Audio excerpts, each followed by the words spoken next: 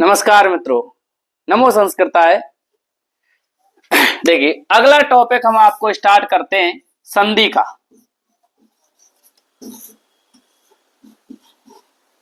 अगला टॉपिक आपको स्टार्ट करते हैं मित्रों संधि का।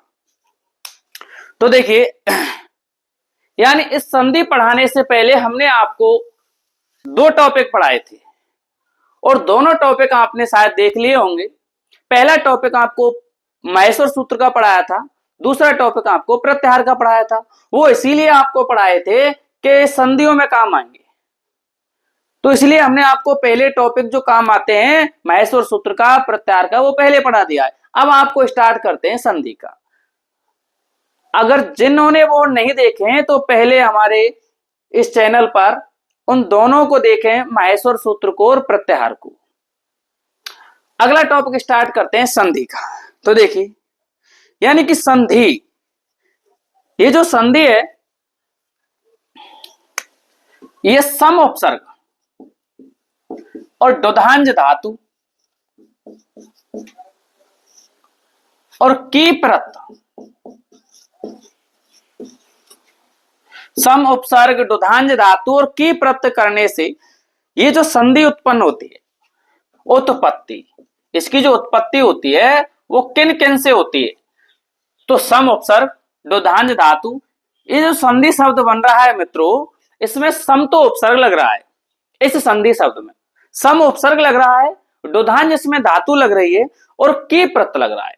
आप देखिए कि उपसर्ग हमेशा धातु शब्द से पहले लगता है तो ये सम उपसर्ग हो गया, प्रत्यय हमेशा बाद में लगता है, ये की प्रत्यय लग रहा है।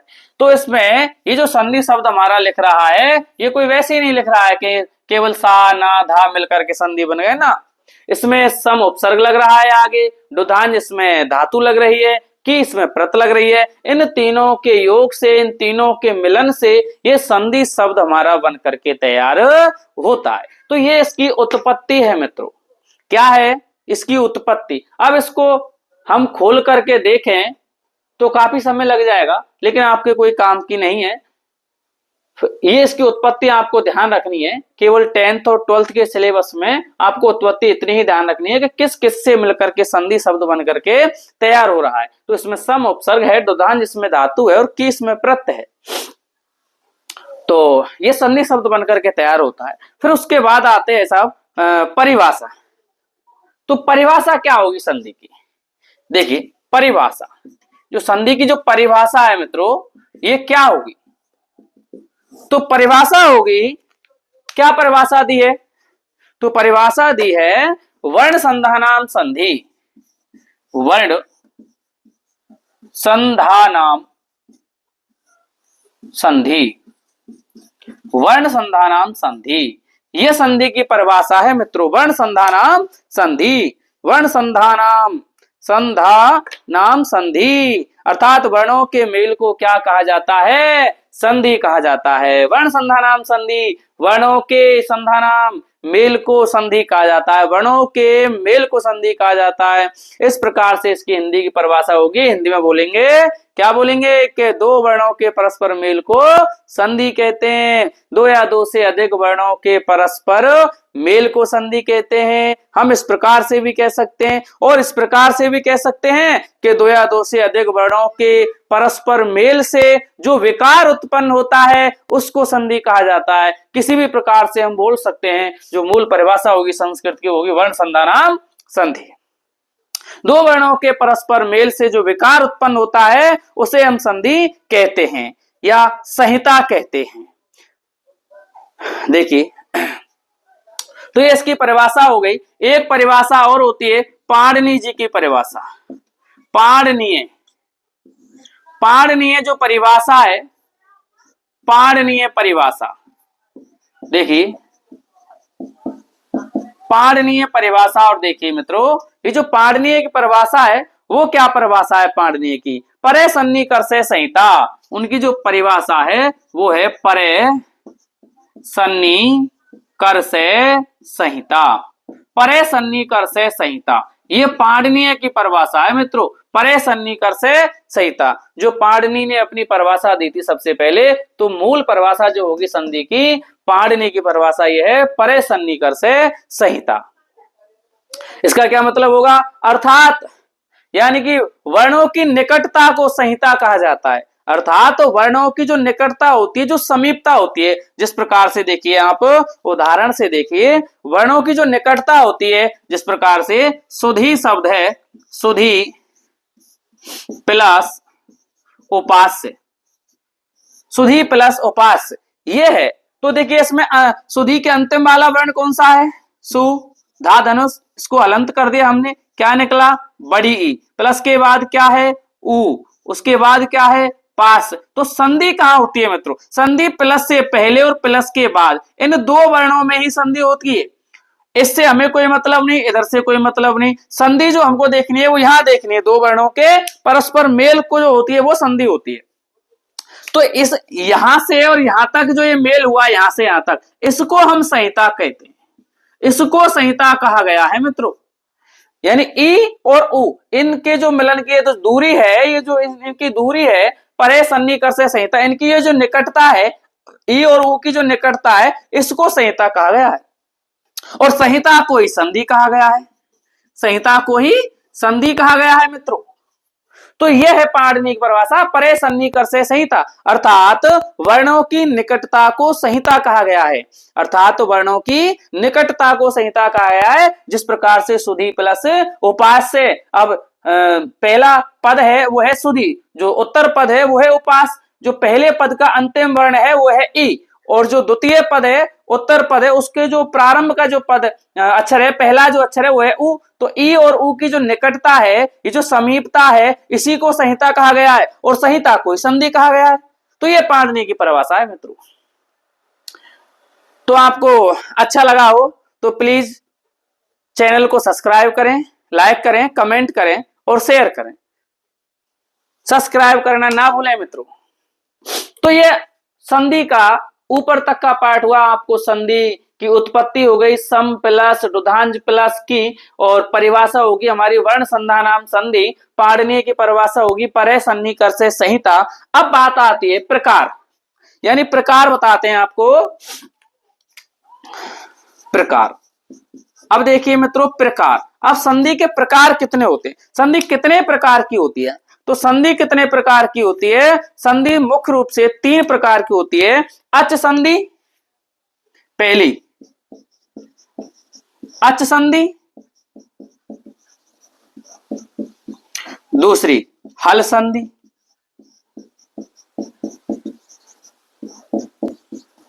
तीसरी, विसर्ग संधि।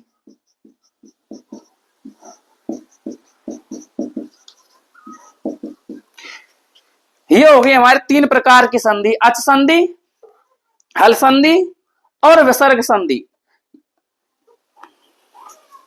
3 प्रकार की संधि होती है मित्रों। अच संधि, अच संधि को क्या कहते हैं हम? अच संधि को क्या कहते हैं? ये देखिए परे सन्निकर से संहिता, परे मिट गया है, परे सन्निकर से संहिता। तो अच संधि को कहते हैं हम स्वर संधि, और हल संधि को क्या कहते हैं हम? व्यंजन संधि, और विसर्ग को विसर्ग कहते हैं। तो इस प्रकार से अच संधि को स्वर संधि कहेंगे, हल संधि को व्यंजन संधि और विसर्ग संधि को विसर्ग संधि। ये लघु सिद्धांत कौमुदी के अनुसार वरदराज आचार्य के अनुसार है मित्रों। यानी कि जो लघु सिद्धांत कौमुदी है हमारी, लघु सिद्धांत कौमुदी मित्रों, लघु सिद्धांत कौमुदी, कौमुदी के अनुसार ये किनकी है? ये वरदराज, वरदराज, वरदराज आचार्य, वरदराज आचार्य के द्वारा लिखित ग्रंथ है लघु सिद्धांत कौमुदी। तो लघु सिद्धांत कौमुदी के अनुसार हम बात करते हैं संधि के प्रकार की, तो ये 3 प्रकार हैं मित्रों। कितने प्रकार हैं? 3 प्रकार हैं। एक संधि और होती है प्रकृति भाव, और एक होती है स्वादि संधि। प्रकृति भाव और स्वादि संधि, इनको इसी में मिला दिया गया है।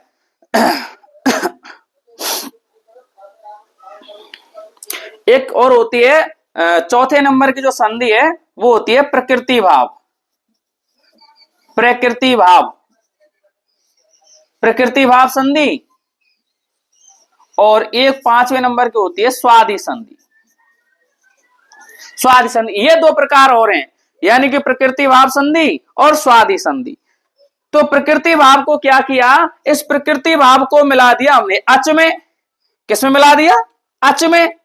और जो ये स्वादि संधि है इसको मिला दिया हमने साहब, स्वादि संधि को मिला दिया हमने विसर्ग संधि में।